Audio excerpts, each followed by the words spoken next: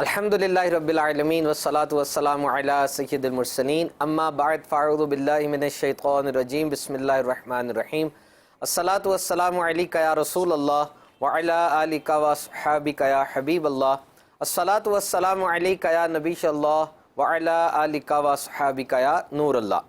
فرمان مصطفیٰ صلی اللہ تعالیٰ علیہ وسلم، تم جہاں بھی ہو مجھ پر درود پڑھو، تمہارا درود مجھ تک پہنچتا ہے۔ صلو علی الحبیب صلی اللہ تعالی علی محمد۔ مدنی چینل کا ایک یونیک اور منفرد سلسلہ لیے ہم حاضر ہیں اور ہمارے ساتھ ہیں دعوت اسلامی کی مرکزی مجلس شورا کے نگران قبلہ حاجی عمران اتاری صاحب دامت برکاتہم العالیہ۔ That will be a question answer session۔ Madani channel کے ناظرین، ایک مسلمان کی قیمتی ترین دولت اس کا ایمان ہے اور دولت کی حفاظت کی جاتی ہے۔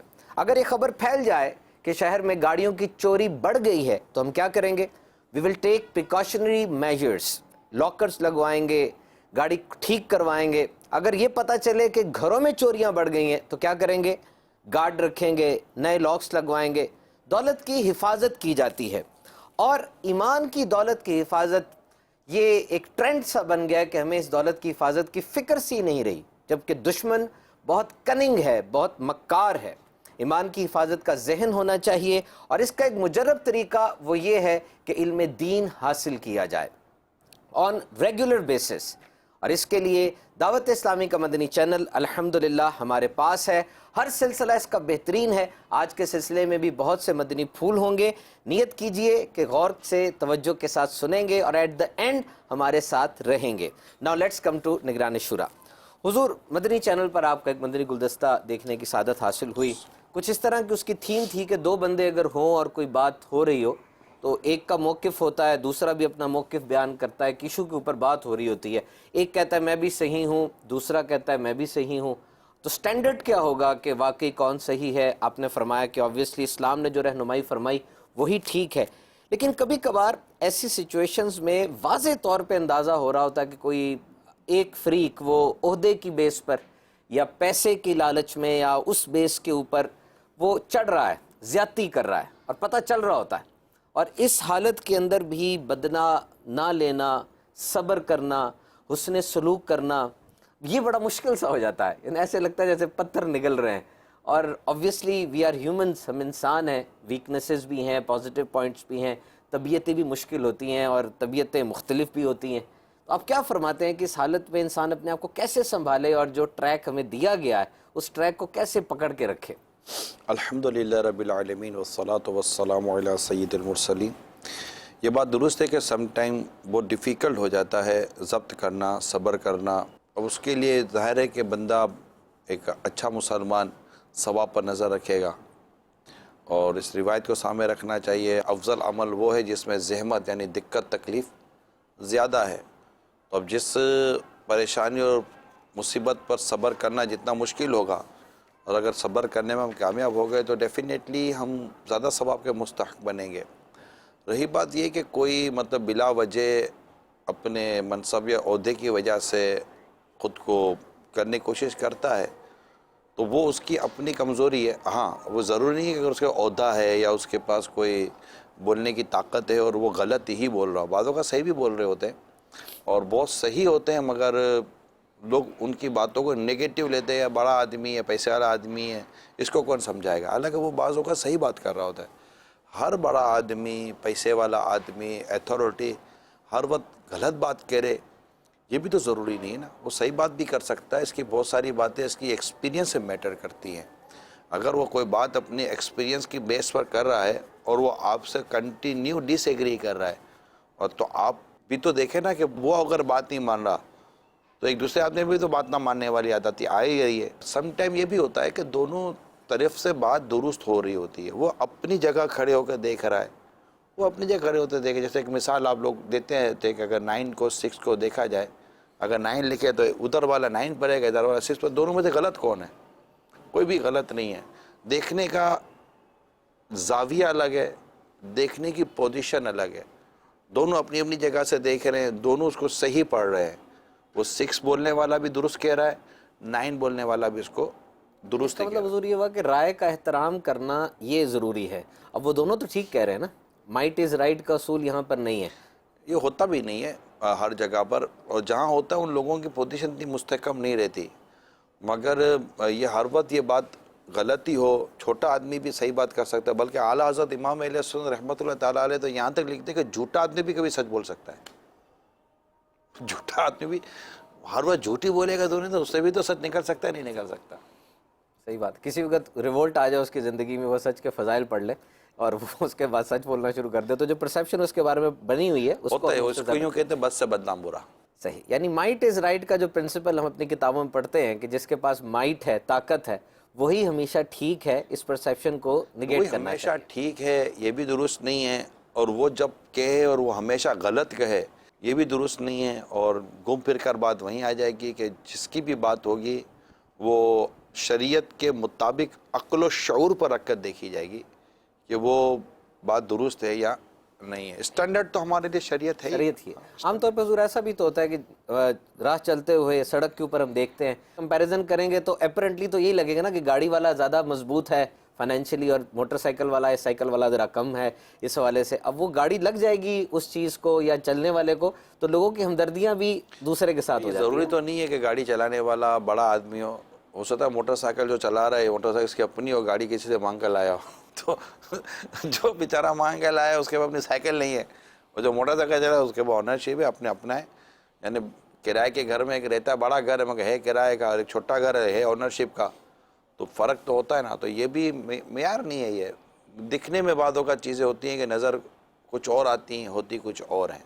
یعنی وہی کہ رائے کا احترام کرنا چاہیے اور اس چیز کو دیکھنا چاہیے کہ اسٹینڈرڈ اسلام ہی ہے۔ رائے کا احترام ہونا چاہیے، مشورے کا احترام ہونا چاہیے۔ آپ نے کسی سے مشورہ لیا ہے تو پھر اس کے مشورے کو اگر آپ بولے اس کو مشورہ دینا نہیں آتا تو میرا سوال ہے کہ آپ کو لینا نہیں آتا، کیونکہ آپ کو اگر پتہ تو مشورہ دینا نہیں تو مشورہ لینے گئے کیوں تھے؟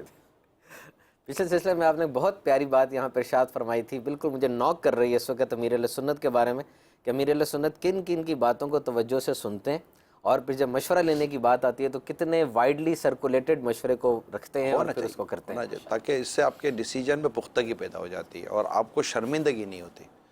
ورنہ بعض اوقات دیکھیں مشورہ ہم ہی دے سکتے ہیں نا، انسان ہی آپس میں مشورہ کرتے ہیں اور ہم سے غلطی ہونے کا چانس اور امکان موجود ہے، لیکن جب آپ مشورے کا فائدہ یہ ہے کہ مشورے سے اگر نقصان ہو جائے نا تو کسی ایک آدمی کو شرمندگی نہیں ہوتی کیونکہ سب اس میں شامل ہوتے ہیں۔ اب وہ بات کتنی درست تھی یا غلط تھی اس کا فیصلہ تب ہوتا ہے جب نتیجہ نکلتا ہے۔ آپ پہلے مشورہ کر کسی کام کو کرتے ہیں، پھر نتیجے پر ہی پتہ چلے گا کہ آیا آپ کا اس وقت لیا گیا ڈیسیجن صحیح تھا یا غلط تھا، اور نتیجے میں بعضوں کا ٹائم لگتا ہے۔ جس طرح حضور ابھی پچھلے دنوں ڈاکٹر صاحب نے پوچھا کہ حق مہر کی کوئی منیمم یا میکسیمم لمٹ بتائیں، میں نے مفتی صاحب سے جب رہنمائی لی تو مفتی صاحب نے 2 واٹس ایپ فرمائے، ایک تو پہلے میں منیمم لمٹ بتائی 30 to 31 گرامز، اور پھر وہ فرمایا کہ حضرت عمر فاروق رضی اللہ عنہ کا واقعہ جس میں وہ خاتون نے آگے سے کہا، دیکھیں ایک پختگی تھی نا، رائے کا اندازہ تھا کہ میری رائے میں اتنی امپورٹنس ہے کہ ایسی ہستی، اتنی بڑی ہستی، وہ بھی اس کو آنر کریں، اور پھر ان کا جو آگے سے جملہ تھا مشورہ کرنے میں کتنی بڑی ترغیب ہے ہمارے لیے۔ قبولیت حق کا جذبہ ہونا چاہیے، بڑا ہو یا چھوٹا ہو۔ میرا اپنا ذہن یہ ہے کہ ہم سب میں قبولیت حق کا جذبہ ہونا چاہیے، اور جس طرح سے مرضی فلو کہاں سے ہے۔ ینگ سے کرے، سینئر سے کرے۔ فاروق اعظم رضی اللہ تعالیٰ عنہ مدینہ منورہ کے نوجوانوں سے مشورہ کرتے تھے کیونکہ ینگ بلڈ ہوتا ہے، چرتا خون ہوتا ہے، اور ان کے اندر مشورہ دینے کی سم ٹائم صلاحیت زیادہ ہوتی ہے۔ بعض ہوتے ہیں جو صاحب الرائے ہوتے ہیں، ان کے ساتھ لفظ صاحب الرائے لگتا ہے کہ ان کی جو رائے ہے، ان کی جو اوپینین ہے وہ موسٹلی درست ہوتی ہے، اور صحابہ کرام علیہم رضوان میں بھی ایسے تھے جن کے لیے صاحب الرائے کا لفظ کہا جاتا تھا کہ یہ صاحب الرائے، اور ان کی بات جو ہے نا وہ تو فاروق اعظم رضی اللہ تعالیٰ عنہ بھی اس طرح سے مطلب مشورہ ان سے کرتے تھے اور کہتے تھے غوطہ لگا، یہ صاحب الرائے ایک غوطہ خور غوطہ لگا، یعنی وہ کیپیبل ہوتے ہیں اس چیزیں کے اندر، ان کے اندر یہ ایبیلٹی ہوتی ہے کہ وہ بات کو غور کرتے ہیں، سنتے ہیں، اور پھر اس کی تہ میں جاتے ہیں اور آپ کو کوئی اچھی چیز نکال کر دیتے ہیں۔ ایسے لوگ ہیں معاشرے میں۔ اچھا، پھر ان لوگوں کی اپنی اپنی ڈائریکشنز ہوتی ہیں، اور یہ ایک طبقہ ہے، پتہ نہیں یہ بات سب کو ہضم ہو پائے کہ نہیں ہو پائے گی۔ بعض اوقات اس طرح کے قابل لوگ ہیں نا بہت زیادہ آپ کے ساتھ پریکٹیکل نہیں ہوتے، لیکن ان کو اللہ تعالیٰ نے سینس دیا ہوتا ہے۔ اچھا، ان کا کامن سینس جو ہے نا عام کامن آدمی سے زیادہ ہوتا ہے۔ ان کا یہ جو کامن سینس کی جو خوبصورتی ہے وہ ان کو ویسے کامن نہیں رہنے دیتی، اور ہمیں جیسے کہ مجھے پتہ ہے کہ میں اس طرح کے لوگوں سے تنظیمی طور پر کتنا فائدہ حاصل کرنے میں کامیاب ہو جاتا ہوں کہ یار اس کی رائے لو یار. یہ اس کا وہ ڈپارٹمنٹ کسی ڈپارٹمنٹ میں وہ پیسو ہوتا ہے لیکن اس ڈپارٹمنٹ میں وہ ہائپر ایکٹیو ہوتا ہے. نہیں, بعض اوقات تو وہ یوں دیکھا تو وہ جنرل فزیشین ہوتا ہے. اس سے مطلب کہ کسی بھی معاملے میں رائے لے لو نا تو وہ سم ٹائم وہ بہت ایکسکلوسیو قسم کی رائے دے دیتا ہے جو بہت سارے لوگ نہیں دے پاتے. یہ تو خود میرا اپنا پریکٹیکل اور ایک بار کا نہیں کئی بار کا تجربہ ہے کہ یار یہ کیا کہتے ہیں, ان سے لیتے ہیں. حالانکہ آپ کو میں بولوں گا تو بولو کہ یار عمران اس کی تو یہ فیلڈ نہیں ہے, تو میں آپ کو بولوں گا اس کی اصل فیلڈ ہے کہ یہ اچھی رائے دیتا ہے, یہ اسی اس کی فیلڈ ہے. یہ ایڈوائزر بہت اچھا ہے. حضور یہاں پر ایک چیز مجھے آ رہی ہے, میرا کویشچن وہ آگے تھا لیکن اسے ریلیٹ کرتا ہوں. ایک ریٹائرمنٹ کی ایج ہے, وہ کہتے ہیں 2 سال رہ گئے میرے ریٹائرمنٹ میں, اور مختلف ملکوں میں یہ مختلف دیکھی گئی ہیں. کئیوں پر جلدی ریٹائرمنٹ ہو جاتی ہے, کہیں پر لیٹ ریٹائرمنٹ ہوتی ہے. تو یہ فلسفی پڑھی کہ ریٹائرمنٹ کیوں, ایک انسان کو ریٹائر کیوں کیا جاتا ہے اس کے ریگولر کاموں سے. تو اس میں فلسفی یہ تھی کہ ظاہری بات ہے اس کی عمر جو گزری, اس کی باڈی اس دنیا میں مطلب گھومتی پھرتی رہی, کام کرتا رہا وہ, تو اس کی باڈی پہ ٹول آیا, ایک بوجھ آیا, اس کے کاموں کے ساتھ باڈی ڈی جنریٹو گئی, دردیں شروع ہو گئیں, کچھ بیماریاں بھی لوگوں کو لگ جاتی ہیں, وقت گزرنے کے ساتھ ساتھ میموری بھی افیکٹ ہوتی ہے, تو وہ اس کام کے شاید اب قابل نہیں رہا. اب ہر بندے کے ساتھ ایسا نہیں ہوتا, کچھ لوگ ریٹائرمنٹ کے بعد پوسٹ جاب بھی کر لیتے ہیں, اسی ادارے میں ان کو ملازم رکھ لیا جاتا ہے. تو کیا یہ جو بات آپ نے فرمائی صاحب الرائے والی, اول تو خاندانوں میں ہم نے دیکھا ہے وہ ایک ہوتے ہیں بابا جی یا ایک ہوتے ہیں, سب کہتے ہیں کہ ان سے رائے لو, جو یہ کہیں گے مان لیتے ہیں. تو کیا یہ ایکسپیرینس کے ساتھ ریلیٹ نہیں ہوتی, اس کا مطلب نوجوان بھی کوئی ایسی اچھی بات کر سکتے ہیں؟ دیکھیے مسئلہ یہ ہے کہ اول تو یہ کہ ریٹائر ہونا ایک ایج پر, یہ ہو سکتا ہے کہ کئی جگہوں پر یہ پالیسی پوزیٹیو طور پر ایگزسٹ کرتی ہو. ہر جگہ میں نہیں سمجھتا کہ یہ کوئی اصول ہونا چاہیے.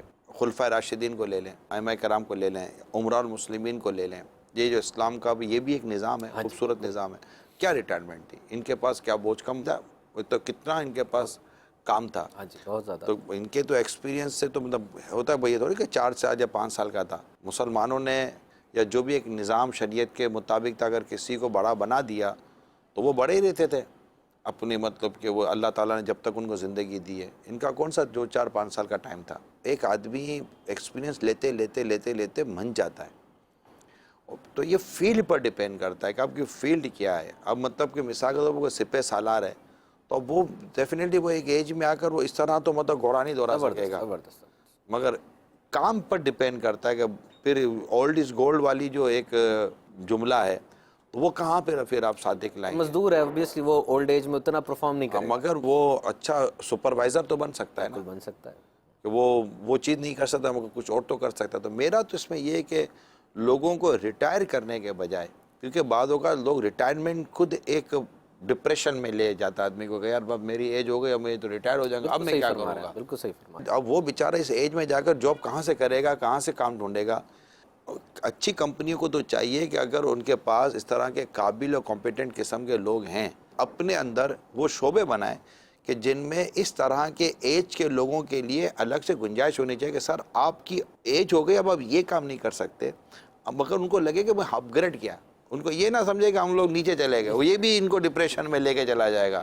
ویسے ان میں قوت مدافعت کم ہو جاتی ہے, یہ کوئی نئی لائن اختیار کر نہیں سکیں گے. جاب میں رہ کر انہوں نے بہت بڑا اپنا کوئی فائنینس وہ بیک اپ بنا لیا ہو, یہ بھی کوئی ضروری نہیں ہوتا. بنا لیا ہو, کسی اور کو انویسٹمنٹ دے دیں گے تو وہ ان کا بالکل وہ نکال کے دے دے گا, حساب کتاب برابر کر دے گا. تو اچھی کمپنیوں کو تو میں تو یہی ایڈوائز کروں گا کہ انہیں فارغ کرنے کے بجائے جب تک ان کے اندر اس کام کے آپ کی کمپنی میں رہنے کی صلاحیت, وہ وفادار رہا ہے, فرما بردار رہا ہے, آپ نے اس سے بہت سارے فائدے اٹھائے ہیں. تو ریٹائرمنٹ کی ایج تک آپ کے پاس ہے وہ, اور ایک ایج پر آ کر آپ اس کو بولے آپ لاکھ ان کو آپ آنر دے دیں, دعوت دے دیں, 10 آدمی مل کر کر لیں, اس کو ہار پہنا دو, گلدستے دے دو, سب کچھ, مگر اس کو پتہ ہے کہ میرے تو وہی کر رہے جیسے مزہ قبر پہ آ کر کوئی مطلب میرے جنازے پہ آ کر پھول لگ کر ہی جاتا ہے, ایسے ہی ہے. تو وہ مسکرا رہا ہوگا, مگر وہ گھر پہ جا کر وہ بیچارے کی بلائنڈ چلی گئی ہوگی کہ یار اب ہوگا کیا میرے ساتھ. اچھا آپ یہ دیکھیں جس کو پتہ ہے کہ 2 سال کے بعد میں ریٹائرڈ ہو رہا ہوں, وہ خود اس کی اپنی صلاحیت اور پرفارمنس آپ کی اپنی کمپنی کے طور پر بھی کم ہو جائے گی, کہ وہ اپنے اس 2 سال کے بعد کے اگر زندہ رہتا ہے تو اس کی پلاننگ میں بھی تب چلا گیا ہے نا وہ. تو ایسا اگر ہو سکتا ہو اور جہاں جہاں پاسبل ہو کوئی ایسی چیز آ جاتی کسی انسان کے تو ذہن میں، بدن میں، سوچ میں، عقل میں، کہ پھر وہ واقعی اس پوزیشن پہ رہنے کے قابل نہیں رہتا.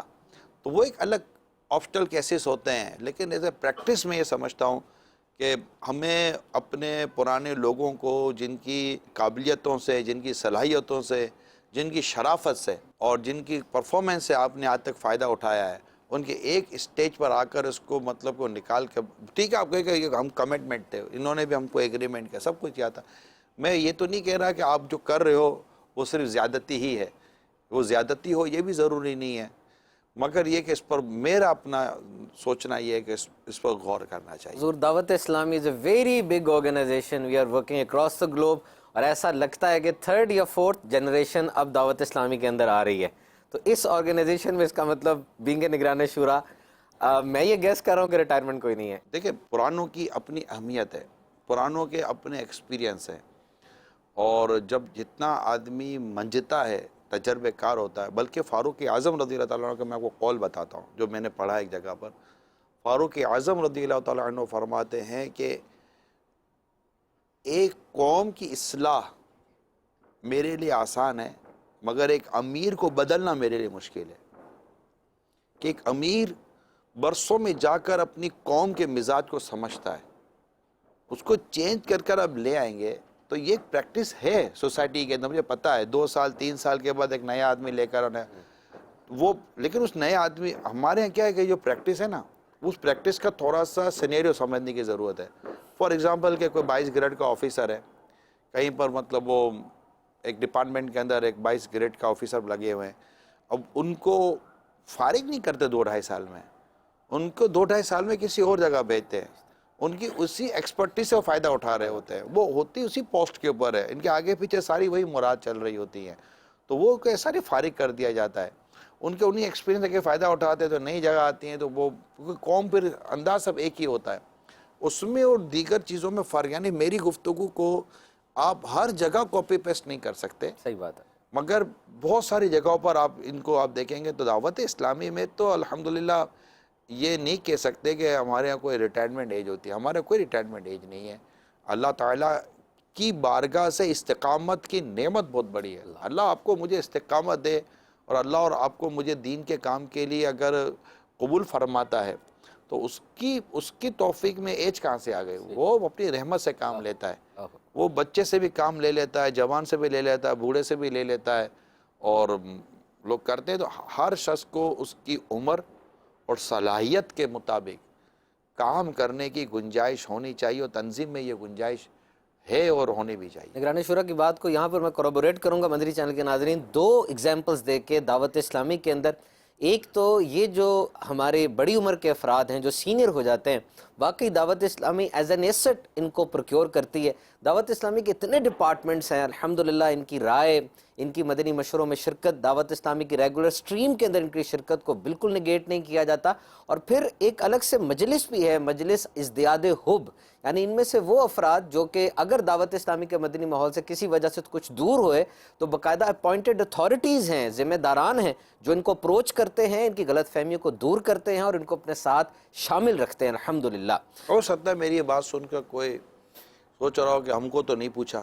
اگر کسی نے غفلت کی وجہ سے نہیں پوچھا ہے کسی ایسے پرانے سینئر بڑی عمر کے اسلامی بھائی کو، تو ڈیفینیٹلی وہاں پر ایک سسٹم کی کمزوری ہوگی. سسٹم موجود ہے، اس جگہ ہمارا کوئی کمزور بندہ ہوگا، ٹھیک ہے نا. دوسری چیز یہ ہے کہ ضروری نہیں ہے کہ اس نے کو پوچھا نہیں ہے. بعض اوقات انسان کے اندر ہی وہ قابلیت و صلاحیت نہیں رہتی کہ اس کو پوچھا ہوا، تو پوچھنے کی ہمت بھی نہیں ہوتی.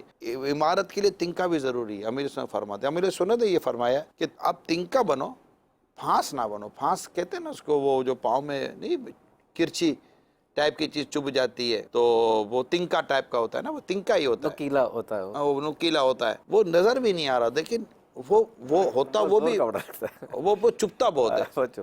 اب آپ کی طبیعت میں اگر پھانس والا پن ہے، اب چپتی بہت ہے، تو مجھے بتا پھر کون قبول کرے گا؟ پھر آپ اپنی اس طبیعت کا علاج کریں، اور شکوہ اپنی طبیعت سے کریں، نہ کہ ان سے کریں کہ جو آ نہیں پا رہے ہوتے نا.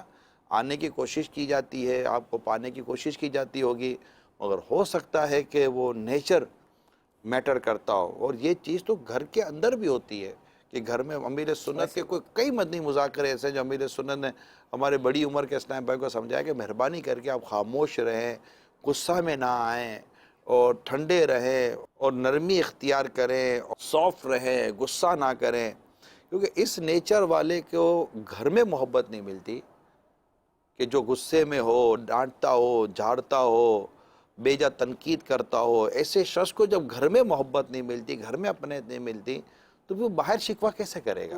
حضور obviously system will not adjust with an individual need to adjust with the system. پورا سسٹم ایک انڈیویجول کے لیے تو ہم تبدیل نہیں کر دیکھیں سکتے. صوبان بھائی، آپ ہے نا، آپ اپنے محض بدن اور چہرے کے ساتھ نہیں آئے ہمارے پاس، یا میں صرف بدن اور چہرے کے ساتھ نہیں آتا، میں اپنی عادتوں کے ساتھ آ رہا ہوں. صحیح بات. آپ اپنے بدن اور چہرے کو دیکھ رہے ہوتے کہ یار میرے کو لو. بھائی آپ کی بدن اور چہرے کی اہمیت اپنی جگہ پر ہے، لیکن آپ کی عادتوں کی بھی اہمیت ہے.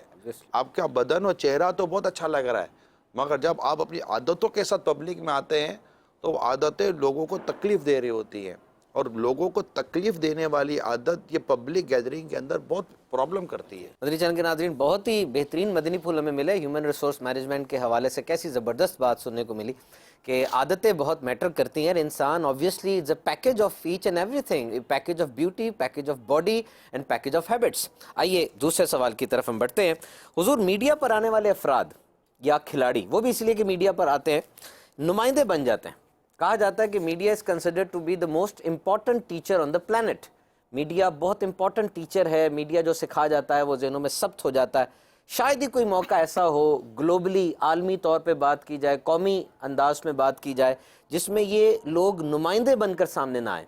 ان کے کامنٹس پورے اسکول آف تھاٹ کی رائے بن جاتی ہے، پوری قوم کی رائے سمجھی جاتی ہے کہ جو یہ افراد کہہ دیں وہ ضروری ہوتا ہے. اب being a part of media industry, میں اور آپ بھی مدنی چینل سے وابستہ ہیں، اس حوالے سے ہمارا نقطہ نظر کیا ہونا چاہیے؟ ایک ڈیٹیلڈ انالیسز ہم نے اس پہ کیا اور دیکھا کہ واقعی اہم دن کچھ اگر آتے ہیں کچھ کنٹریز میں، اور ایک جگہ کا فینومینا نہیں ہے، پوری دنیا کا فینومینا ہے کہ شاید یہ لوگ مشہور ہوتے ہیں یا پتہ نہیں کیا وجہ ہوتی ہے، ان کی رائے کو پوری قوم کی رائے بنا کے پیش کیا جاتا ہے. آپ اس بارے میں کیا فرمائیں گے؟ دیکھیں، میڈیا کے رول کا تو انکار نہیں کیا جا سکتا. میڈیا کا آج کی اس کم از کم اس سوسائٹی میں، آج کے اس دور میں، میڈیا ایک میجر پارٹنر ہے جو اثر انداز ہوتا ہے کسی بھی سوسائٹی کے اندر. بہت میجر اس کا رول ہے. اب مسئلہ یہ ہے کہ یہ جو میجر رول ہے، جیسے آپ نے ٹیچر کا کہا، ایک ٹیچر کسی کو کیا سکھاتا ہے کہ کیا سکھاتا ہے. اگر ٹیچر شرافت سکھاتا ہے تو اس کے اسٹوڈنٹ شرافت سیکھتے ہیں. ٹیچر چوری سکھائے تو چوری بھی سکھانے والا کو استاد ہی ہوتا ہے. جس نے چوری سکھائی ہوتی ہے وہ استاد ہی ہے. وہ کتنا بڑا استاد ہے نا، تو یہ فل استاد ہی ہے نا، استاد ہے وہ تو یار. تو اب وہ بھی کسی نے سکھایا ہی ہے. تو اب دیکھیں، بات یہ ہے کہ میڈیا اگر اپنا رول پوزیٹیو پلے کرے گا تو میڈیا افراد کا نام، میڈیا مطلب بغیر میڈیا پہ بولنے والے انسان ہیں، لوگ ہیں، ٹھیک ہے. تو اس کو ہم میڈیا کا نام دے دیتے ہیں، میڈین اسلامی برادر. اوکے، میڈین، میڈیا پہ بولنے والے لوگ. تو میڈیا پہ بولنے والے لوگوں کو ہم میڈیا کہہ دیتے ہیں، ٹھیک ہے. ایسے ہی پرٹیکولر ہم پرسن پر پوائنٹ آؤٹ نہیں کرتے کہ یہ مشینیں تو نہیں نا، ٹھیک ہے. مشین تو کچھ نہیں بول رہی ہوتی، ٹھیک ہے. اس پہ بیٹھا ہوا ایک آدمی ہے، جیسے میں بول رہا ہوں، یہ ٹی وی پر دیکھ رہے ہیں مگر ٹی وی کی اسکرین کچھ نہیں بول رہی، میں بول رہا ہوں، اور آپ کو ایک مشین سے آپ کو آواز آ رہی ہے کہ جناب یہ عمران بول رہا ہے. اب یہ ہے میڈیا. میرا میڈیا کا رول، میڈیا کا کردار، تو یہ میڈیا اور میڈیا کا کردار یہ افراد کا کردار ہے، ٹھیک ہے. سب سے پہلی بات، جو میڈیا اونر ہے اس نے اپنے میڈیا پر، اپنے چینل پر، اپنے ادارے میں بولنے والوں کو کن کو بٹھایا ہے، اور اس کا کوز کیا ہے. اس کا کوز اگر سوسائٹی کے اندر پوزیٹیو ریولیوشن لانا ہے، معاشرے کی اصلاح ہے، معاشرے میں کوئی کنسٹرکٹیو کام کرنا چاہتا ہے، تو دیکھیں کہ اس آدمی کی کیا اس کیپیبلٹی ہے اس کے اندر. ہاں، اگر اس کے ذریعے محض اس نے صرف اپنی ویورشپ بڑھانی ہے، اور لوگوں کا مزاج عجیب مختلف ہوتا ہے، لوگ بہت ساری چیزوں پر بڑی اہمیت دے رہے ہوتے ہیں جبکہ اسلام ان چیزوں کو منع کر رہا ہوتا ہے. یہ دیکھنا ہے کہ وہ لایا کس کو ہے اپنے فرنٹ پر. لوگ اگر اچھے ہوں، میڈیا پر پوزیٹیو ہوں، اسلام و دین کی تعلیمات، اخلاقیات کے مطابق بات کرتے ہوں، وہ باؤنڈریز کے ساتھ چلتے ہوں کہ کہاں کس کے بارے میں نیگیٹو بولنے کی شریعت نے اجازت دی ہے، کہاں نہیں دی ہے. اگر کسی کے بارے میں پازیٹیو بولنا ہے تو کتنی اس کے بارے میں پازیٹیو بات کرنے کی اجازت ہے، کتنی نہیں ہے۔ تو ان تمام تر اصولوں کو جب تک کوئی سمجھے نہیں، میری اپنی ناقص عقل میں یہ آتا ہے کہ جب تک اس نے اسلام اور دین کے ان اصولوں کو نہ پڑھا ہو کہ وہ یہاں آ کر لوگوں کے بیچ میں کوئی بات کر سکتا ہو، اور کیونکہ پتہ ہے کہ یہ بات کرے گا کہ لوگ اس کو بات مانیں گے، کیونکہ میڈیا پر آئے سمجھتے کہ اس سے سمجھدار آدمی کو ہوگا نہیں۔ اب یہ اس کو یہ ضرور دیکھنا ہے کہ میری باتوں سے لوگ ہدایت پائیں گے کہ گمراہ ہو جائیں گے۔ اس کا مطلب حضور یہ ہوا کہ میڈیا اونرشپ، دیکھیں میڈیا انڈسٹری کا جو آپ نے بتایا کہ obviously media is a name of persons, individuals who are speaking behind the camera۔ اچھا، اس میں حضور ایسا ہے کہ یہ ہے تو ایک کمپنی، یعنی ایک آرگنائزیشن ہے، اور پروفٹ اورینٹڈ بھی ہوتا ہے، پروفٹ موٹیو بھی اس کے پیچھے ہوتا ہے اس کا۔ اب یہاں پر جو میڈیا پر آ گیا، کیا یہ نہیں سمجھا جاتا کہ وہ ایک کریڈیبل پرسن ہے، با اعتماد آدمی ہے؟ نہیں، مطلب اگر میڈیا یہ سارا کرتا ہو نا تو میڈیا مجھے یہ بتایا تھا، ہم نے بھی تھوڑا شروع کیا تھا، میں نے کہا یار یہ کیا لگا دیا آپ لوگوں نے، اس کو ڈسکلیمر کہتے ہیں۔ میرا سے واسطہ نہیں ہے۔ آپ کا اگر آپ کو اس پر بھروسہ ہی نہیں ہے کہ پتہ نہیں کب کیا بول رہے ہیں۔ مطلب وہ کہتے ہیں کہ ہم لوگ ان کی رائے سے متفق ہو نہ ہو ضروری نہیں، ہم مدنی چینل پر اسی کو لائیں گے جس سے ہم متفق ہیں، ہم اپنا بتا، ٹھیک ہے، ہمارا ڈسکلیمر نہیں ہے۔ ہمارے اس طرح کا کوئی ڈسکلیمر نہیں ہے۔ ہم ایک ایسے شخص کو اپنے چینل پہ کیوں لا کر بیٹھائیں گے کہ جس کی وجہ سے لوگ گمراہ ہو جائیں، بھٹک جائیں، انتشار پیدا ہو، فتنہ برپا ہو، کیوں ہو؟ ہم ایک رول پلے کرنے کے لیے جا رہے ہیں۔ ہم ایسے کو آپ کے سامنے ایز اے ماڈل کیوں بٹھائیں؟ کیونکہ خود مدنی چینل اپنے اندر، خود مدنی چینل چونکہ دعوت اسلامی کا ایک شعبہ ہے، دعوت اسلامی کا چینل ہے، اور دعوت اسلامی کی اپنی کریڈیبلٹی سوسائٹی کے اندر میٹر کرتی ہے کہ دعوت اسلامی کے پلیٹ فارم سے جب کوئی بات آ رہی ہوتی ہے تو وہ لوگ کہتے ہیں یار یہ دعوت اسلامی کہہ رہی تو صحیح کہہ رہی ہوگی۔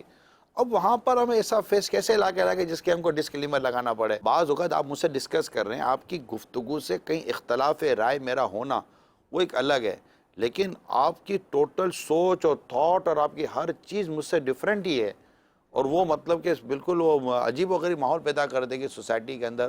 تو پھر مجھے کیا ضرورت ہے آپ کو اپنے اسکرین پر لانے کی، اور میں آپ کو مطلب کہ اپنے اسکرین کے اوپر یا مدنی چینل کے اوپر آپ کو میں نمائندگی دوں؟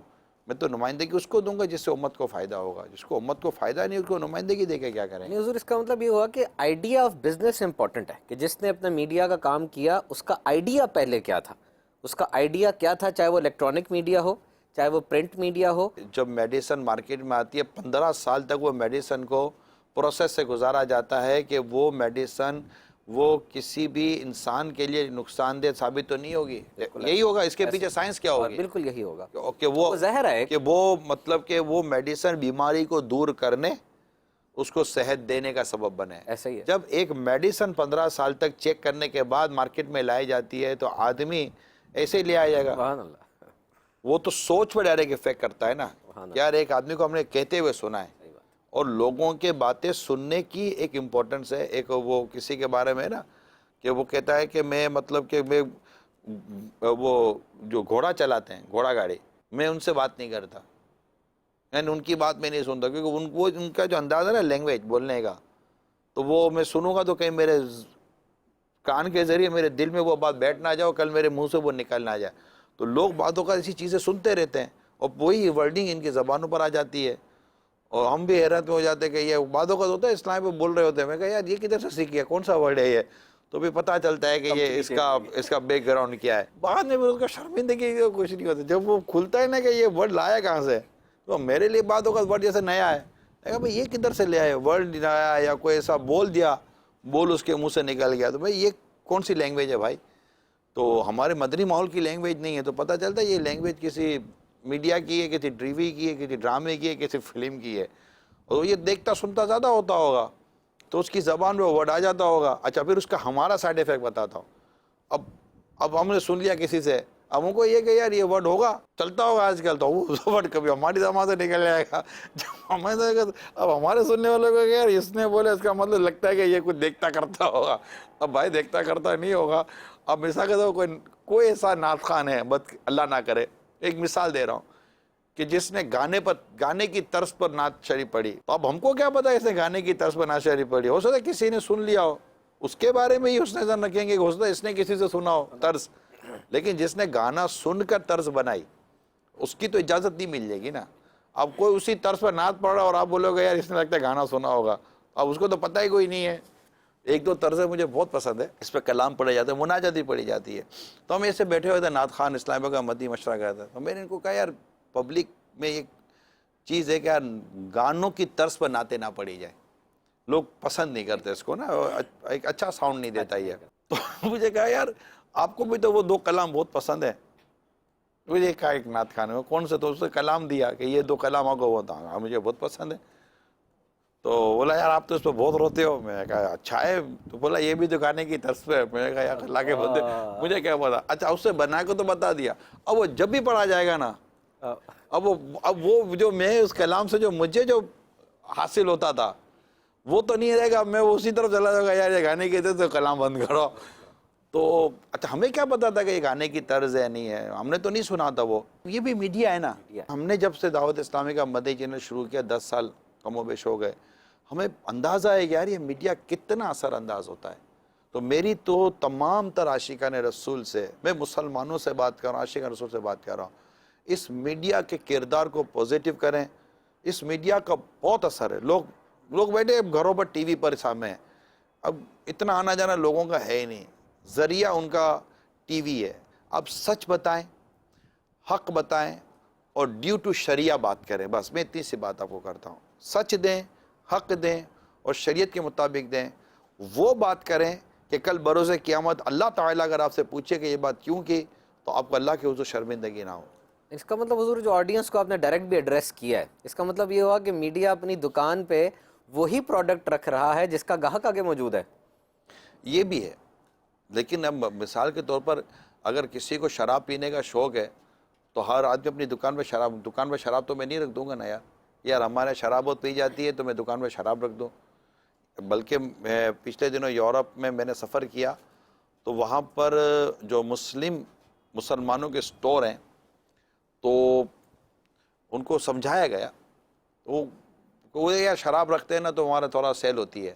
تو کہا یار شراب بیچنا جائز نہیں ہے, اور اس کی تو انہوں نے پھر شراب نکال دی سیل کے نام پر. اب مثال کے طور پر اگر کوئی اپنی دکان چلانا چاہتا ہے, اپنا اسٹور چلانا چاہتا ہے اور وہ ناجائز چیزیں بیچتا ہے, آپ نے اچھی اگزامپل کوٹ کی اس وقت, ایک اگزامپل کے ذریعے ایک ڈائریکشن متعین ہو گئی.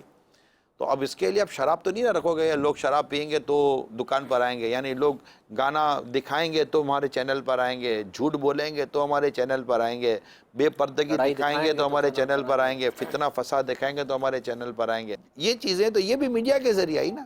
یعنی آگے اگر آپ نے سوئمنگ پول کے اندر فلٹریشن پلانٹ لگایا ہوا ہے تو جس پائپ سے گندا پانی گر رہا ہے اس پائپ کو تو بند کر لیں, اس کے بعد فلٹریشن یہ تو طریقہ ہی نہیں ہے, یہ تو تھکانے والی چیزیں ہیں. تھکانے والی چیزیں ہیں. مطلب ایک انسان بھی ہے کہ اس کے گلے میں درد ہے پھر بھی وہ مطلب کہ بد پرہیزی کرتا چلا جا رہا ہے, دوا بھی لیتا چلا جا رہا ہے. وہ دوا اس کا گردہ برباد کرے گی, باقی گلا والا صحیح نہیں ہونا اس کا. صحیح بات ہے حضور. ایک ریسرچ پڑھی تھی میں نے بھی کہ more than 50% crime scenes are inspired by movies.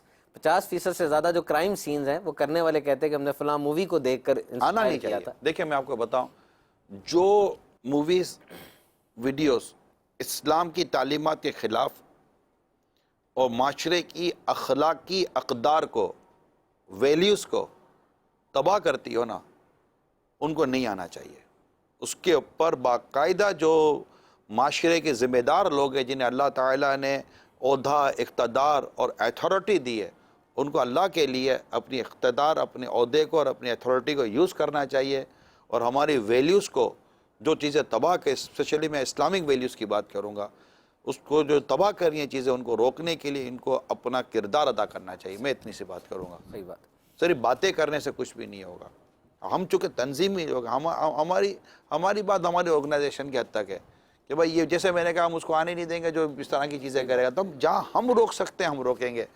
ہماری اختیارات ہماری تحریک کے اندر ہیں جتنے ہیں, ہماری بات ہماری تحریک کے اندر اتنی ہے. باقی ہم نیکی کی دعوت کے عنوان پر اسی چینل پر بیٹھ کر لوگوں کو یا اتھارٹیز کو ہم نیکی کی دعوت دے سکتے ہیں کہ بھئی یہ آپ کی ذمہ داریاں ہیں, آپ پوری کریں.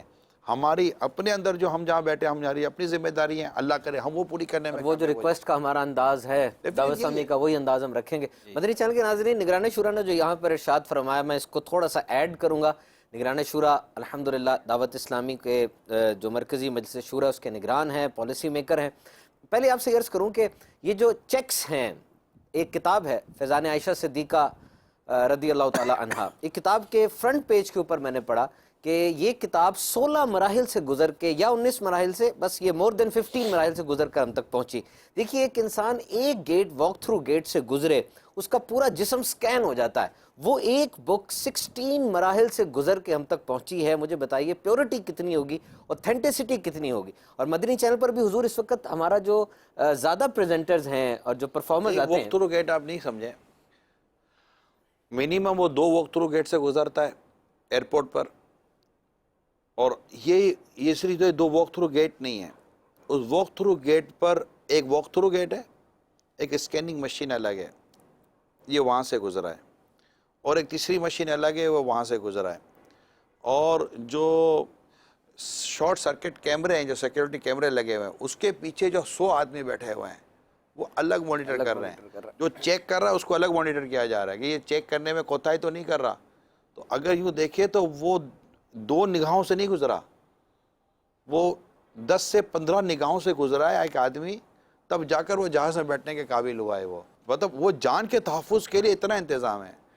تو نظریات اور عقائد اور ایمان کے تحفظ کے لیے کوئی نظام نہیں ہوگا، انتظام نہیں ہوگا. اسی میں ایڈ کروں گا کہ اس وقت ہمارے مدنی چینل کے اندر بھی، ایڈمنسٹریشن کے اندر بھی، بینگ اے پرفارمر بھی، مدنی چینل کے سلسلے کرنے والے بھی ہوں، چاہے بیک اینڈ پہ بیٹھے ہوں، مدنی علماء کی کتنی کثرت ہے. ہم یہ دیکھتے ہیں ٹھیک ٹھاک. ہر چیک کے اوپر مدنی علماء ہے تاکہ اوتھینٹسٹی برقرار رہے. علماء کے بغیر تو ہم چل ہی نہیں سکتے نا. اور میرے لیے سنت جو ارشاد فرمایا کہ دعوت اسلامی کی اس وقت تک جو ڈیٹ آپ نے ارشاد فرمائی 107 105 107 ڈپارٹمنٹس ہیں. ہر ڈپارٹمنٹ میں مدنی علماء شامل رہیں، مجلس کے مدنی مشوروں میں بیٹھے، ڈیسیژن میکنگ میٹنگز جو ہماری ہوتی ہیں اس میں مدنی علماء کی سرپرستی رہے. اس کے بغیر نہیں ہونا چاہیے. مدنی چینل کے ناظرین الحمدللہ میڈیا کے حوالے سے ہم نے جو گفتگو سنی نگران شورا کی، جو اس کا مطلب اتھارٹیز ہیں ان تک بھی بات پہنچی، آڈینس تک بھی بات پہنچی کہ میڈیا کا امپریشن کتنا زیادہ ہوتا ہے، اسپیشلی امپریشنیبل مائنڈز، یعنی جو نوجوان طبقہ ہے، خاص طور پہ بچے جو ہیں وہ میڈیا سے جو سیکھ لیتے ہیں، سمجھ لیں وہ سیمنٹ کے اوپر چیز گری ہے، اب اس کا نشان باقی رہے گا اور سیمنٹ پھر اکھاڑا نہیں جا سکتا. ایسا کوئی ربڑ تو آیا نہیں ہے کہ آپ دماغ کو اوپر سے اس چیز کو مٹا دیں پھر نئی چیز لکھیں. جو میموری سب کانشیس میں چلی جاتی ہے پھر اس کا مٹنا بہت مشکل ہوتا ہے. اور سب کانشیس کی میموری یاد رکھیے گا 7 سال تک مضبوط بنتی ہے، اس کے بعد وہی چیزیں ریپیٹ ہوتی رہتی ہے ساری زندگی. نئی کریٹیوٹی اتنی زیادہ نہیں آتی، 95% چیزیں ریپیٹ ہوتی ہیں، 5% چیزیں نہیں آتی ہیں. آئیے نیکسٹ کویشچن کی طرف بڑھتے ہیں. حضور یہیں پر میڈیا سے ریلیٹڈ یہ بات بھی بن جاتی ہے، لیکن یہ بات بہت دیکھی گئی ہے کہ پینیٹریشن ان سوسائٹی میں کسی چیز کا سرائیت کر جانا، پھیل جانا. سوسائٹی بہت سے سیگمنٹ سے مل کر بنی ہے، افراد ہیں اس میں، افراد شعبوں سے وابستہ ہے، محلہ ہے، کالونیز ہیں، بہت سے سینٹرز بنے ہوتے ہیں، جاب پلیسز ہیں، بزنس ہے، سب کچھ مل کے سوسائٹی بناتا ہے. اور ایک پینیٹریشن ہوتی ہے، سرائیت کر جاتی ہے چیز. ہم یہ دیکھتے ہیں کہ گناہ کی سرائیت بہت زیادہ تیز ہے، بہت فاسٹ ہے، ریپڈ ہے، فریکوینٹلی ہے. صبح کوئی گانا گاتا ہے، رات تک ملین ویوز ہوئے ہوتے ہیں اس کے. صبح کسی فلم کا ٹریلر لانچ کیا جاتا ہے، شام تک سوشل میڈیا پر اتنا پھیل گیا کہ پوری یونیورسٹی، پورا محلہ جانتا ہے کہ فلاں ہیرو کی فلاں مووی آ رہی ہے. جبکہ اگر نیکی کے کاموں میں دیکھا جائے اس کی پینیٹریشن اتنی زیادہ نہیں ہے، اتنی فریکوینٹ نہیں ہو پاتی. ہم کوشش کرتے ہیں، اس چیز کو لے کر چلتے ہیں. ابھی ہمارے پاس اپنا ایک میڈیا چینل ہے، ہمارا سوشل میڈیا پلیٹ فارم اتنا مضبوط ہے الحمدللہ، دعوت اسلامی کے ذریعے ہم اس کو جتنا پھیلاتے ہیں، کوشش کرتے ہیں. پھر بھی ہم یہ دیکھتے ہیں کہ گناہ کی پینیٹریشن بہت زیادہ تیز ہے. آپ کیا سمجھتے ہیں یہاں پر سوسائٹی کے انفلوئنشل پیپل کو آگے آنا پڑے گا، کسی انڈیویجول کو آنا پڑے گا؟ پوری سوسائٹی کرپٹ ہو گئی ہے، ایسا نہیں ہو سکتا. کیا آپ کی اس کے اندر رائے ہوگی؟ جہاں نفس انوالوڈ ہے نا، تو نفس تو برائی اور گناہ کی طرف رہنمائی کرتا ہے اور اس کی لذتوں میں بندہ کھو جاتا ہے.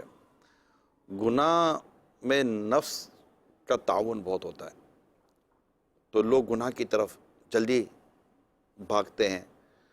دوسرا یہ کہ اگر آپ کمپیریزن کریں تو ظاہر ہے آپ کا جو بھی ایکسپیرینس ہوگا، مجھے ایسا لگتا ہے کہ کسی گناہ بھرا اگر کوئی ویڈیو ہوتا ہے، اس کے بننے، اس کی پروڈکشن اور پھر اس کے اوپر انویسٹمنٹ، پھر اس کی مارکیٹنگ، اس کے اوپر جتنا سرمایہ خرچ ہو رہا ہے، کیا اتنا سرمایہ اور اس کے بیک اینڈ پر اتنی کوششیں کیا کسی دین کے کام پر ہو رہی ہیں؟ کیونکہ اگر ہم دین کے کام پر اگر ہم اتنی ٹیلنٹ، اتنی توجہ اور اتنا سرمایہ یہ سب کچھ خرچ کرنے کی پوزیشن میں آئیں تو کچھ بھی آپ میدان میں کھڑے رہنے میں تو آئیں گے۔ زبردست۔ یہ ایک فیکٹر کی میں بات کر رہا ہوں کہ وہ نہیں ہے۔ مثال کے طور پر مدارس ہیں، کیا مدارس اتنے فیسیلیٹ ہیں؟ جامعہ، دارالعلوم جہاں درس نظامی عالم، کیا وہ اتنے فیسیلیٹ ہیں جتنے فیسیلیٹ یونیورسٹیز ہیں؟ بالکل بھی نہیں۔ ٹھیک ہے، اچھا وہاں سے پڑھنے والوں کے لیے کیا اتنی آگے سوسائٹی میں فیسیلیشن ہے؟ اس کو اتنا زیادہ فیسیلیٹ کیا جائے گا بالکل نہیں، جو وہاں سے کیا جائے گا؟ نہیں ہے نا۔ نہیں ہے۔ تو یہ لوگوں کی یوں تھوڑی سی جو ہے نا مینٹلی طور پر وہ تقسیم ہو گئے۔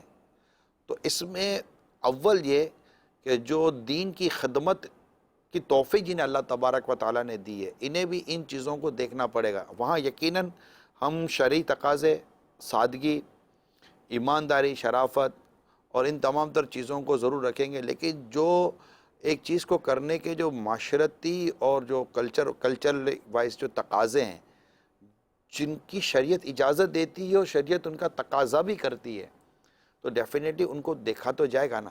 صحیح بات۔ تو وہ چیزیں نارملی وہاں پر ہم چونکہ امپلیمنٹ نہیں کر رہے ہوتے، تو کہتے ہیں نا کہ اندھیرے کو مت کوسو، اپنے چراغ کو درست کر لو۔ چراغ کو درست۔ تو اب کب تک اندھیرے کو کوستے رہیں گے؟ یہ دوسرا، پہلا تو وہ کہ نفس، جیسے پارک ہے، آپ ایک پارک لے لیں، امیوزمنٹ پارک لے لیں، اب ایک امیوزمنٹ پارک کے اندر آپ ایک مسجد بنا دیں، خوبصورت مسجد بنا جو پارک سے بھی خوبصورت ہے، اس کے باوجود بھی پارک میں رہنے والوں کی تعداد زیادہ ہوگی، مسجد میں آنے والے کی تعداد کم ہوگی۔ یہ وہ ہمارے حالات اور واقعات، اب وہاں کس نے آپ کو روکا ہے مسجد میں جانے سے؟ خوبصورت اذان آپ دیں، خوبصورت مسجد بنائیں، وضو خانہ بھی بہترین ہو، بہترین، ایوری تھنگ ایکسکلوزیو، اور امام بھی ایسا عاشق رسول کی جس کی قرات سن کر آپ مطلب بالکل آپ کو رونا آ جائے۔ اس کے باوجود بھی آپ دیکھیں گے پارک میں تعداد زیادہ ہوگی، مسجد میں تعداد کم ہے۔ سخت اب اس میں تعداد مجھے بڑھانی ہے، اب سخت گرمی میں میں ایسی اتنا عالیشان کر دوں کہ لوگ بولے گا یار ٹھنڈک ہے، تو آپ کے کچھ نمازی تو بڑھی جائیں گے۔ صحیح بات۔ تو بہت ساری چیزیں اتنا اچھا کرنے کے باوجود بھی پھر بھی گناہ کی جو پرسنٹیج ہے نا، وہ ہے نا کہ جنت کو تکالیفوں مشقتوں میں گھیرا ہوا ہے اور جہنم کو آسائشوں میں اور خواہشات کی پیروی میں گھیر دیا گیا ہے۔ تو جہنم کی طرف بڑھنے والوں کی تعداد یوں ہمیں ایسا لگتا ہے جس کہ طرح حضور مناج العابدین میں امام غزالی رحمۃ اللہ تعالیٰ بھی فرماتے ہیں کہ جنت سنگلاخ چٹان کے اوپر حل چلانے کی طرح ہے۔ یہ انہی روایتوں کے سارے وہ مضامین ہیں۔ اور یہاں پر حضور ایک اور چیز ایسی لگتی ہے جو میرا نیکسٹ کویشچن تھا، لیکن اسی کے ساتھ ٹوٹل ریلیٹ ہو چاہ رہا رہا تھا کہ یہ چونکہ میں یہ روایت کا ایک میں نے حصہ اور جز بیان کیا، مدنی چینل پر ہمارے اس پوری روایت کو ٹیکسٹ اور آڈیو کے ساتھ دکھا دیا جائے، تاکہ جو میں کہنا چاہ رہا ہوں وہ بات بالکل واضح طور پر آ جائے۔ حضرت ابو ہریرہ رضی اللہ تعالی عنہ سے روایت ہے، تاجدار رسالت صلی اللہ تعالی علیہ وآلہ وسلم نے ارشاد فرمایا، جب اللہ تعالیٰ نے جنت پیدا کی تو حضرت جبریل علیہ السلام سے فرمایا، جاؤ اسے دیکھو۔ وہ گئے، اسے اور جو نعمتیں اس میں جنتیوں کے لیے اللہ تعالیٰ نے تیار کی ہیں انہیں دیکھا، پھر آئے اور عرض کی، یا رب تیری عزت کی قسم، جو اس کے بارے میں سنے گا وہ اس میں داخل ہوگا۔ پھر اللہ تعالیٰ نے اسے مشقتوں سے گھیر دیا اور فرمایا، اے جبریل جاؤ اسے دیکھ کر آؤ۔ وہ گئے اور اسے دیکھا، پھر آئے اور عرض کی، یا رب تیری عزت کی قسم، مجھے خطرہ ہے کہ جنت میں کوئی داخل نہ ہو سکے گا۔ پھر جب اللہ تعالیٰ نے آگ پیدا کی تو فرمایا، اے جبریل جاؤ اور اسے دیکھو۔ وہ گئے اور اسے دیکھا، پھر آئے اور عرض کی، یا رب تیری عزت کی قسم، جو اس کے بارے میں سنے گا وہ اس میں داخل نہ ہوگا۔ اللہ تعالیٰ نے اسے لذتوں سے گھیر دیا، پھر فرمایا، اے جبریل اسے دیکھو۔ وہ گئے اور اسے دیکھ کر عرض کی، یا رب تیری عزت کی قسم، مجھے خطرہ ہے کہ اس میں داخل ہوئے بغیر کوئی نہ بچے گا۔ حضور یہاں پر ایک اور چیز میں اس کے ساتھ ایڈ کروں گا، بالکل اس کے ساتھ اٹیچ ہو رہی ہے، جو گناہ اور ثواب کی ہم نے بات کی۔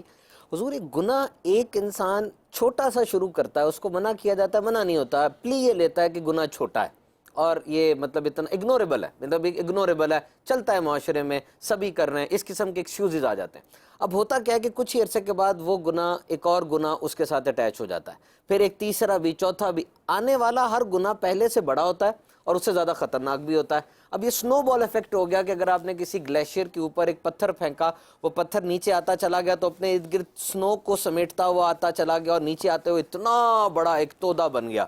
اب یہ گناہ اٹیچ ہوتے چلے جا رہے ہیں، پچھلے گناہ سے بڑے بھی ہیں اور اس سے زیادہ خطرناک بھی ہیں for society, for an individual. اب مثال کے طور پہ اس نے اسکول میں ایک پینسل چورائی تھی، کسی نے اس کو نہیں روکا، آج وہ پھانسی کے گھاٹ پر موجود ہے، کیوں؟ اس نے ڈکیتی کے دوران 3 بندے مار دیے تھے۔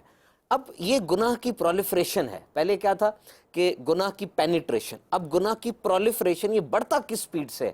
لیکن اگر کوئی نیکی شروع کرے حضور، وہ ایک نیکی شروع کرتا ہے، اس کو ایک بچانا ہی مشکل ہو جاتا، اس ایک نیکی پر استقامت ہی نہیں اس کو مل پا رہی۔ فی زمانہ دیکھتے ہیں کچھ ہی دنوں کے بعد اگر اس نے داڑھی رکھ لی تھی، وہاں بھی ایکسکیوزز آ رہے ہیں، نمازیں پڑھنے کچھ عرصہ شروع کی، اس کے اندر بھی ایکسکیوزز آ رہے ہیں۔ اب اس کو بچایا کیسے جائے؟ پہلے تو جو آپ نے وجوہات بتائیں، اب اس کو کاؤنٹر کیسے ہم کریں؟ ماحول کی تبدیلی، کیونکہ گناہ بندہ تب کرتا چلا جاتا ہے جب تک اس ماحول میں رہتا ہے، ٹھیک ہے؟ ماحول کی تبدیلی اگر یہ بال برف پر ہی گزرتی رہے گی تو ہمیشہ بال بنتی رہے گی، سبحان اللہ، ٹھیک ہے؟ اور اگر اسی بال کو اگر آپ کسی گرین گراس پر رکھ دیں برف بھی پگھل جائے گی۔ تو وہ اس کے اوپر سے گزرتی ہوئی چلی جائے گی۔ اصل ماحول میں اللہ تعالیٰ نے ہمیں جیسے دعوت اسلامی کا مدنی ماحول دیا، ہمارے چہرے پر داڑھی ہے، سر پر امامہ ہے، ہم اٹھتے بیٹھتے ہیں، ہمارے لباس، ہمیں فیل ہی نہیں ہوتا کہ ہم لوگ کچھ مطلب کہ کوئی الگ سے ہیں، ایسا ہی بات۔ لیکن جب ہم کوئی ایسے ماحول میں چلے جاتے ہیں کہ جہاں پر بالکل اس کا اپوزٹ کلچر ہے تو ہم بھی دیکھ رہے ہوتے کیا ہے، لیکن اب اگر ایک وقت ہو جاتا ہے آپ کو، پھر آپ کو اپنے اندر بھی کوئی گلٹی فیل نہیں ہوتا، بلکہ آپ یہ کہیے یہ لوگوں کو کیا ہو گیا ہے۔ صحیح بات ہے۔ میں ایک دفعہ ایئرپورٹ پہ جا رہا تھا اور پاکستان کے باہر، تو مجھے ایک اسلام بھائی نے کہا کہ یار ایئرپورٹ کا جو ماحول ہے یار اپنے کو لگتا نہیں کہ بالکل الگ الگ ہے۔ میں نے کہا مجھے تو پراؤڈ فیل ہوتا ہے کہ یہ سارے مطلب کہ نسل کے لوگ ہیں، کسی نے اپنا قومی انداز اختیار کیا ہے، کسی نے اپنا کوئی انداز اختیار کیا ہے، الحمدللہ ہم نے اپنا اسلامی انداز اختیار کیا ہے۔ میں تو اتنے بڑے ایئرپورٹ پر ہزاروں لوگوں کے بیچ میں جب میں چلتا ہوں تو الحمدللہ رب العالمین مجھے تو بہت اچھا لگتا ہے، اللہ کی اس توفیق پر میں تو وہیں کھڑے سجدہ شکر ادا کر دوں کہ اللہ تو نے اس ماحول میں مجھے یہ توفیق دی ہے۔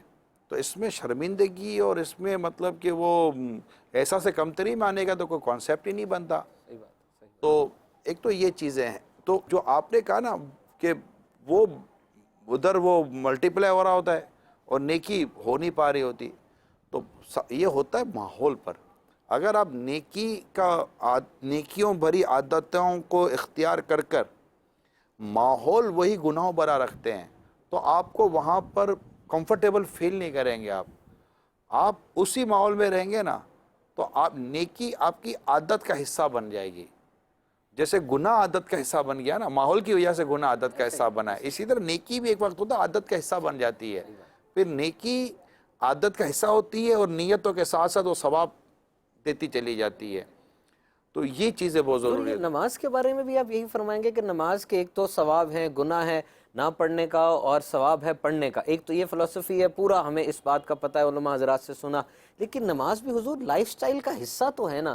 آج ایک بندہ ہے، اس کی عمر تھوڑی زیادہ ہو چکی ہوتی ہے، ہمیں وہ کہہ رہا ہے نماز پڑھنے بھائی آپ جا رہے ہیں ہمارے لیے دعا کیجیے گا، کبھی کبھار اس کی آنکھوں میں آنسو بھی آ جاتے ہیں، کوئی گھر کی ایسی مجبوری ہوتی ہے، خود نہیں اٹھ رہا ہوتا، چلو حسن ظن رکھ لیتے ہیں، لیکن ہمارے سامنے جماعت کا وقت گزر جاتا ہے، وہ وہیں بیٹھے ہوئے صاحب۔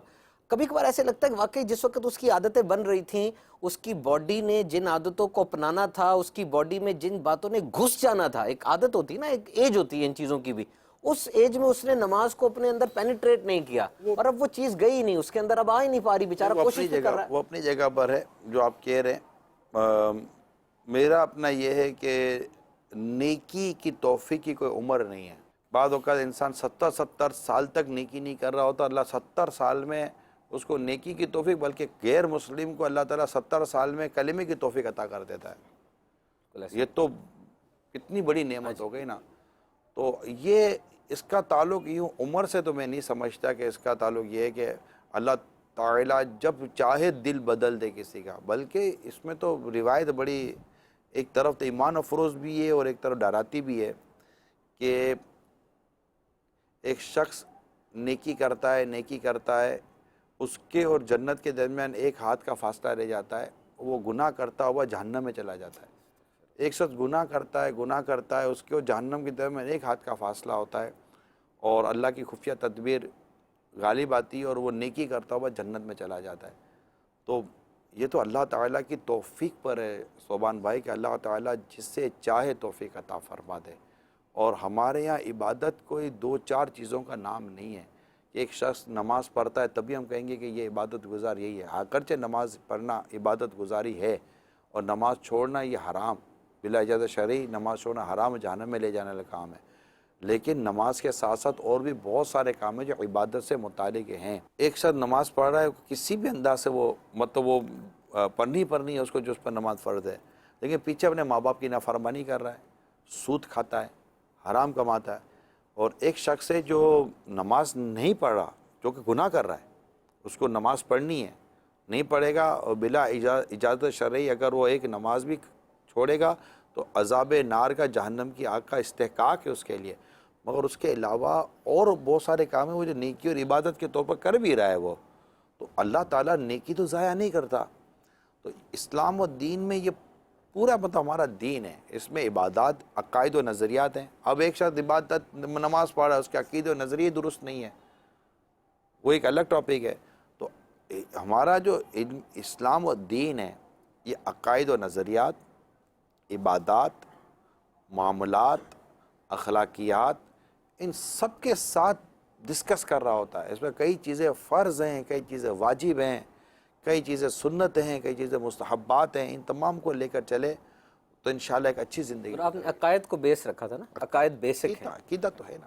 حضور پچھلے دنوں ایک ویڈیو وائرل ہوئی، دیکھا کہ وہ ایک مسلمان خاتون ہوں گی یا مرد ہوں گے یہ نہیں مجھے پتا، بہرحال وہ ہاسپٹل کے بیڈ پر تھے اور وہ اپنا زیادہ تر وقت شاید ایسی بیماری کا شکار تھے جس بیماری میں ڈاکٹر جواب دے دیتے ہیں، وہ درود و سلام میں اور دیگر عبادات میں گزارتے تھے۔ تو قریب کوئی مائی صاحبہ تھی جو کہ ابو 60 تھیں اور غیر مسلم تھیں، تو ان کے بارے میں دکھایا کہ اس نے بالکل کہا کہ میرا ہے لیکن مجھے یہ چیز بڑی اچھی لگتی ہے، تو کیا ہے، تھوڑا سا تعارف دیا تو باقاعدہ کلمہ پڑھا اور اسی دن وینٹیلیٹر پر جا کے ان مائی صاحبہ کا انتقال ہو گیا۔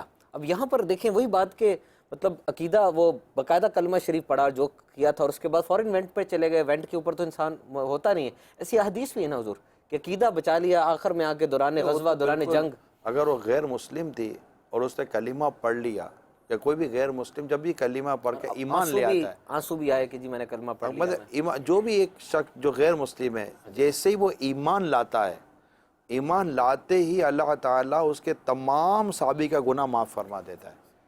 تو یہ تو اللہ تعالیٰ کی خفیہ تدبیر ہے صوبان بھائی، کہ کس عمر میں آ کر اللہ اسے ایمان لانے کی توفیق دے دے اور کب کس کا اللہ تعالیٰ ایمان چھین لے۔ تو جیسا آپ نے جو ابتدائیہ لیا نا، جو آپ نے جو انٹرو لیا، یہ ایمان ہی کے متعلق آپ نے لیا تھا، ایمان کی سلامتی۔ تو ہم سب کو اس معاملے میں اللہ کی خفیہ تدبیر سے ڈرنا چاہیے کہ کوئی کتنا ہی نام ہو، کام ہو، مگر اس کا اختتام کیا ہے یہ ہم نہیں جانتے۔ اصل تو دار و مدار یہ ہے کہ انما الاعمال بالخواتیم، کہ اعمال کا دار و مدار یہ خاتمے پر ہے، آپ کا خاتمہ کیسا ہوا۔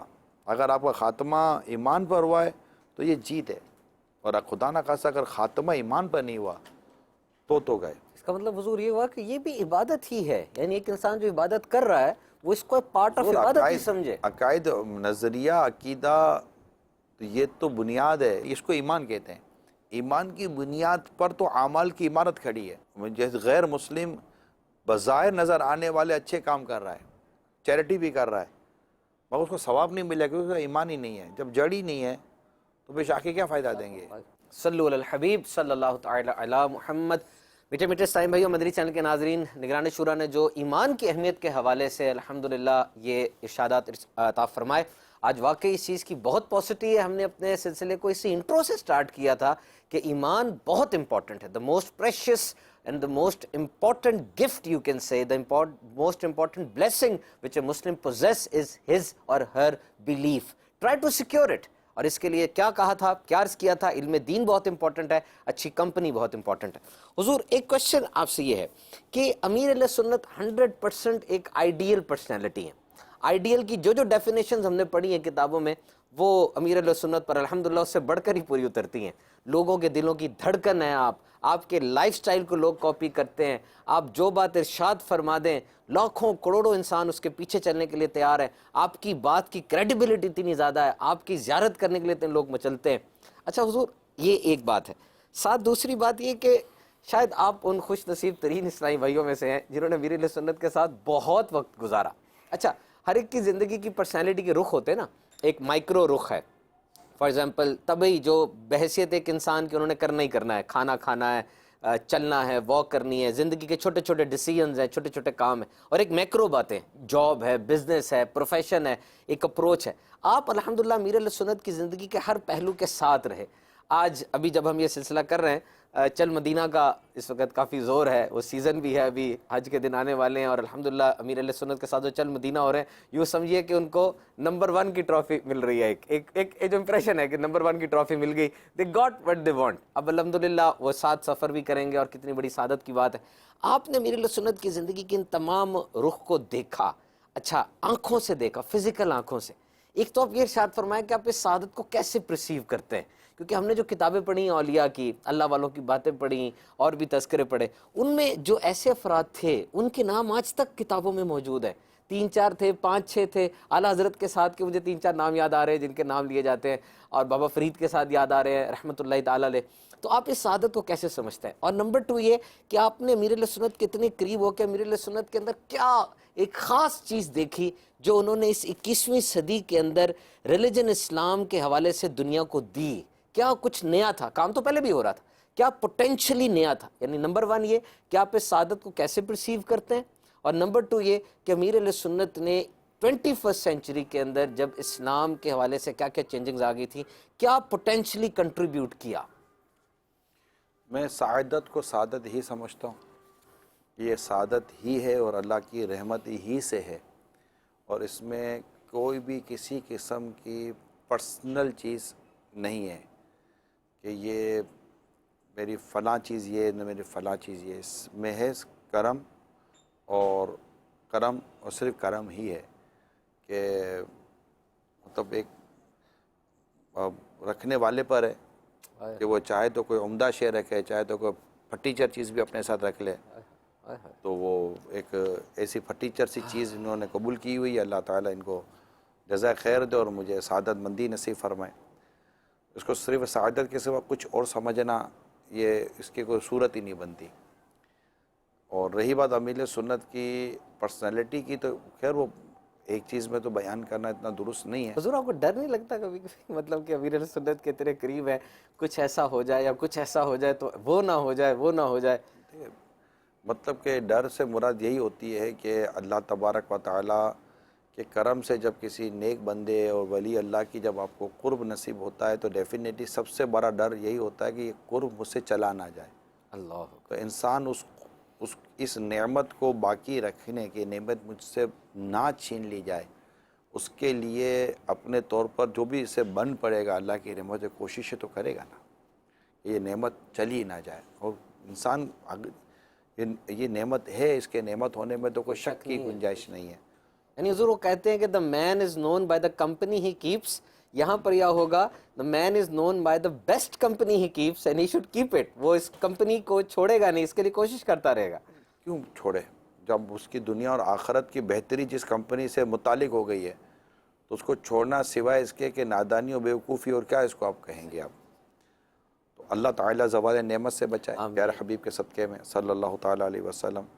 اور امیر سنت کی جو زندگی ہے نا، اس کو آپ جو کہہ رہے ہیں، بھائی میں اب پوری کتاب ہے حضرت عمر بن عبدالعزیز رضی اللہ تعالیٰ عنہ کی 425 حکایات، اس پوری کتاب کے اندر ایک سینٹنس ہے جو اس پوری کتاب کا عنوان بھی بنتا ہے کہ سیدنا عمر بن عبدالعزیز رضی اللہ تعالیٰ عنہ کی زندگی یہ آقا کی امت کے لیے وقف تھی۔